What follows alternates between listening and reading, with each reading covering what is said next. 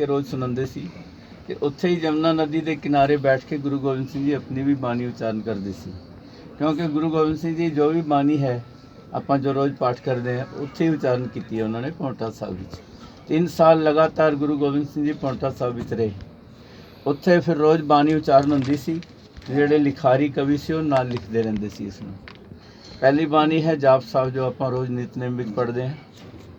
उस तो बाद अकाल उस्तत है जिस दे विचों असीं सवैये दा पाठ रोज़ करते हैं।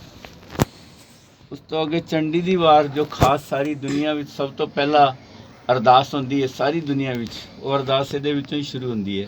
प्रथम भगवती सिमर के गुरु नानक लई ध्याए। गुरु गोबिंद सिंह चंडी दी वार दी पहली पौड़ी जो है प्रथम भगवती सिमर के गुरु नानक लई ध्याए, ये सारी दुनिया विच अरदास इहदे विचों ही शुरू होंदी है।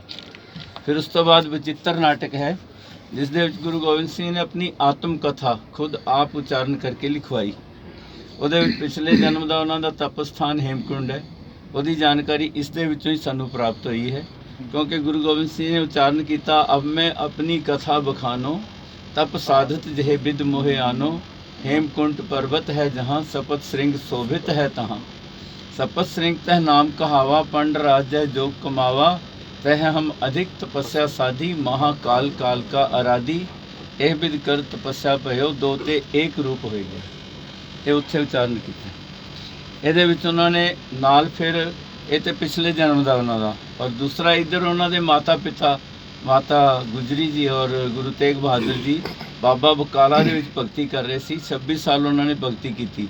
ਉਹਨਾਂ ਦੀ ਭਗਤੀ ਤੋਂ ਖੁਸ਼ ਹੋ ਕੇ ਗੁਰੂ ਗੋਬਿੰਦ ਸਿੰਘ ਜੀ ਨੂੰ ਵਾਹਿਗੁਰੂ ਨੇ ਉਹਨਾਂ ਦੇ ਘਰ ਜਨਮ ਲੈਣ ਵਾਸਤੇ ਭੇਜਿਆ। ਉਹ ਆਪ ਉਚਾਰਨ ਕੀਤਾ ਹੈ ਚਿੱਤਰ ਨਾਟਕ ਵਿੱਚ ਤਾਤ ਮਾਤ ਮੁਰ ਅਲਖ ਅਰਾਦਾ ਬਹੁਬਿਦ ਜੋਗ ਸਾਧਨਾ ਸਾਦਾ ਤਿੰਨ ਜੋ ਕਰੀਏ ਲਖ ਕੀ ਸੇਵਾ ਤਾਂ ਤੇ ਭੈ ਪ੍ਰਸੰਨ ਗੁਰਦੇਵਾ। ਜੋ ਉਹਨਾਂ ਨੇ ਭਗਤੀ ਕੀਤੀ ਉਹਨਾਂ ਦੀ ਭਗਤੀ ਤੋਂ ਖੁਸ਼ ਹੋ ਕੇ ਵਾਹਿਗੁਰੂ ਨੇ ਮੈਨੂੰ ਹੁਕਮ ਕੀਤਾ ਉਹਨਾਂ ਦੇ ਘਰ ਜਨਮ ਲੈਣ ਵਾਸਤੇ। ਹਾਲਾਂ ਮੇਰੀ ਇੱਛਾ ਨਹੀਂ ਸੀ ਸੰਸਾਰ ਵਿੱਚ ਆਉਣ ਦੀ, ਚਿਤਨਾ ਭਇਓ ਹਮਰੋ ਆਵਨ ਕਹਿ ਚੁਭੀ ਰਹੀ ਸੁਰਤ ਪ੍ਰਭੂ ਚਰਨ में ज्यों त्यों प्रभ हमको समझायो इम कह के ये लोग पठायो। गुरु गोबिंद सिंह कहते मैनू अकाल पुरख ने इस तरह कह के संसार में भेजा कि मैं तेनों अपना पुत्र बना के भेज रहा तो तू जाके पंथ की साधना भी करनी है और लोगों को सही रास्ता भी दिखाना है।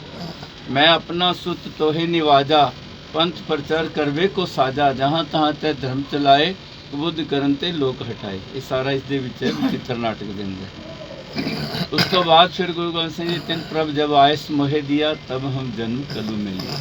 मैनू हुक्म किया तो फिर मैं जन्म लिया, और जिस वेले मेरा जन्म होया उस वेले मेरे माता पिता पूर्व की यात्रा ते गए हुए सी पटना साहब विच सीगे। तही प्रकाश हमारा भयो पटना शहर विखे पौ गए, उत्थे मेरा जन्म होया। उस तो बाद गुरु गोबिंद सिंह जी ने जो भी उन्होंने जीवन में घटनावां हुई हैं सारिया विचित्र नाटक के उन्होंने दर्ज की है। उन्होंने लड़ाइयाँ हुई, गुरु तेग बहादुर जी की शहीदी हुई, होर जो भी है उसकी सारी जानकारी सानू ये प्राप्त होंगी है। उस तो बाद उन्होंने बाणियाँ है अकाल विचित्र नाटक तो बाद ज्ञान प्रबोध नाम माला शस्त्र माला स्त्री चरित्र 24 अवतार। 24 अवतारों के उन्होंने जो पिछले अवतार हुए है राम अवतार कृष्ण अवतार बुद्ध अवतार दत्तात्रेय अवतार इस तरह जोड़े अवतार हो चुके हैं उन्होंने जानकारी है। और एक अवतार अगे होने वाला है कल्की अवतार जो संबल दे विच होएगा। भल भाग पया हर संबल के हरजू हरमंदर आवेंगे जो यूपी के अंदर है वो होने वाला है। उसकी जानकारी पूरी है। वो नकली गुरुओं के सारे कारनामे दर्ज किए हुए हैं। कल्की अवतार के अंदर जो नकली गुरु कर रहे हैं हुण भी जो आप सुन रहे हैं वो सारा इस दे विच पहले तो ही दर्ज है। और अगे भी की करने वाले है उन्हों का पापां का घड़ा भरने वाले है। फिर उस तो बाद जो कल्की अवतार आके पापियों को सोच के फिर सतयुग शुरू हो जाएगा। सतयुग आयो मन सुख पायो इस दे विच दर्ज है सारा कल्की अवतार के अंदर। उस तो बाद फिर गुरु गोबिंद सिंह जी पौंटा साहब तो फिर आनंदपुर साहब आए चमकौर साहब लखी जंगल माछीवाड़ा मुक्तसर होके फिर आए दीना कांगड़। उत्थे फिर उन्होंने जफरनामा आप अपने हथों के नाल लिखा। ये सारा ग्रंथ उन्होंने लिखारियां ने लिखा है लेकिन जफरनामा उन्होंने आप फारसी दे विच आप लिखा।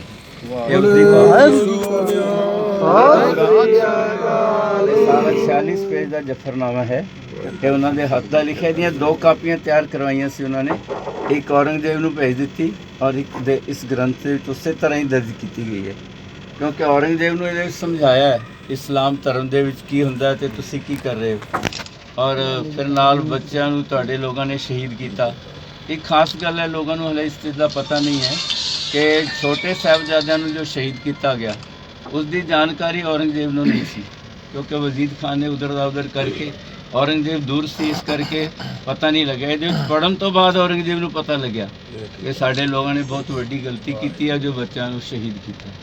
ਬਹੁਤ ਪਛਤਾਇਆ ਔਰੰਗਜ਼ੇਬ ਇਸ ਨੂੰ ਪੜ੍ਹ ਕੇ, ਛੋਟੇ ਸਾਹਿਬਜ਼ਾਦਿਆਂ ਦੇ ਬਾਰੇ ਵਿੱਚ। ਫਿਰ ਉਸ ਤੋਂ ਬਾਅਦ ਉਹ ਪਛਤਾਤਾਪ ਦੇ ਵਿੱਚ ਦੁਨੀਆ ਤੋਂ ਚਲਾ ਗਿਆ। ਉਸ ਤੋਂ ਬਾਅਦ ਫਿਰ ਭਾਈ ਦਇਆ ਸਿੰਘ ਧਰਮ ਸਿੰਘ ਜੀ ਵਾਪਸ ਗਏ। ਉਹਨਾਂ ਦੇ ਜਾਣ ਤੋਂ ਬਾਅਦ ਫਿਰ ਗੁਰੂ ਗੋਬਿੰਦ ਸਿੰਘ ਜੀ ਦਮਦਮਾ ਸਾਹਿਬ ਤੋਂ ਗੁਰੂ ਗ੍ਰੰਥ ਸਾਹਿਬ ਜੀ ਦੇ ਇੱਕ ਸਰੂਪ ਜਿਹੜੇ ਆਪ ਉਹਨਾਂ ਲਿਖਵਾਏ ਭਾਈ ਮਨੀ ਸਿੰਘ ਕੋਲੋਂ, ਉਹ ਸਰੂਪ ਨਾਲ ਲੈ ਕੇ, ਸੰਗਤਾਂ ਨੂੰ ਨਾਲ ਲੈ ਕੇ ਫਿਰ ਹਜੂਰ ਸਾਹਿਬ ਵਿੱਚ ਆ ਕੇ ਉਹਨਾਂ ਨੇ ਦੇਹਧਾਰੀ ਗੁਰੂ ਦੀ ਪਰੰਪਰਾ ਨੂੰ ਖਤਮ ਕਰਕੇ ਗੁਰੂ ਗ੍ਰੰਥ ਸਾਹਿਬ ਨੂੰ ਗੱਦੀ ਦਿੱਤੀ ਔਰ ਸਾਨੂੰ ਹੁਕਮ ਕੀਤਾ, ਸਭ ਸਿੱਖਣ ਕੋ ਹੁਕਮ ਹੈ ਗੁਰੂ ਮਾਨੋ। ਉਹਦਾ ਕਾਰਨ ਵੀ ਸੀ ਕਿ ਉਹਨਾਂ ਨੂੰ ਪਤਾ ਸੀ ਅੱਗੇ ਦੇਹਧਾਰੀ ਗੁਰੂ ਜੋ ਹੈ ਇਸ ਚੀਜ਼ ਨੂੰ ਸੰਭਾਲ ਨਹੀਂ ਸਕਣਗੇ, ਇਸ ਕਰਕੇ ਉਹ ਜੋਤ ਜੋ ਗੁਰੂ ਨਾਨਕ ਵੱਲੋਂ ਆਈ ਹੋਈ ਸੀ ਉਹ ਜੋਤ ਗੁਰੂ ਗ੍ਰੰਥ ਸਾਹਿਬ ਵਿੱਚ ਉਹਨਾਂ ਨੇ ਸਥਾਪਨ ਕਰ ਦਿੱਤੀ। ਔਰ ਉਸ ਤੋਂ ਬਾਅਦ ਉਹਨਾਂ ਦੇ ਸਾਹਮਣੇ ਇੱਕ ਐਸੀ ਘਟਨਾ ਹੋਈ ਸੀ ਕਿ ਜਿਸ ਵੇਲੇ ਗੁਰੂ ਹਰਕ੍ਰਿਸ਼ਨ ਜੀ 8ਵੇਂ ਪਾਤਸ਼ਾਹ ਜੋਤੀ ਜੋਤ ਸਮਾ ਰਹੇ ਸੀ ਤਾਂ ਉਹਨਾਂ ਤੋਂ ਸੰਗਤਾਂ ਨੇ ਪੁੱਛਿਆ ਵੀ ਅਸੀਂ ਹੁਣ ਕਿੱਥੇ ਜਾਈਏ। ਤਾਂ ਹੁਕਮ ਹੋਇਆ ਬਾਬਾ ਬਕਾਲੇ। ਬਾਬਾ ਬਕਾਲੇ ਜਿਸ ਵੇਲੇ ਸੰਗਤਾਂ ਆਈਆਂ ਤੇ ਉੱਥੇ ਨਕਲੀ ਗੁਰੂਆਂ ਦੀਆਂ ਲਾਈਨਾਂ ਲੱਗੀਆਂ ਹੋਈਆਂ ਸੀ, 22 ਗੁਰੂ ਬਣ ਕੇ ਬੈਠੇ ਹੋਏ ਸੀ ਉੱਥੇ। ਫਿਰ ਮੱਖਣ ਸਿੰਘ ਬਾਣੇ ਨੇ ਜਦੋਂ ਆ ਕੇ ਗੁਰੂ ਤੇਗ ਬਹਾਦਰ ਜੀ ਨੂੰ ਪ੍ਰਗਟ ਕੀਤਾ, ਫਿਰ ਉਹ ਸਾਰੇ ਨਕਲੀ ਗੁਰੂ ਦੌੜ ਗਏ। ਉਸ ਤੋਂ ਬਾਅਦ ਇਸ ਕਰਕੇ ਗੁਰੂ ਗੋਬਿੰਦ ਸਿੰਘ ਜੀ ਨੇ ਫਿਰ ਦੇਹਧਾਰੀ ਗੁਰੂ ਦੀ ਪਰੰਪਰਾ ਨੂੰ ਖਤਮ ਕੀਤਾ। ਆਪ ਗੁਰੂ ਗ੍ਰੰਥ ਸਾਹਿਬ ਜੀ ਦਾ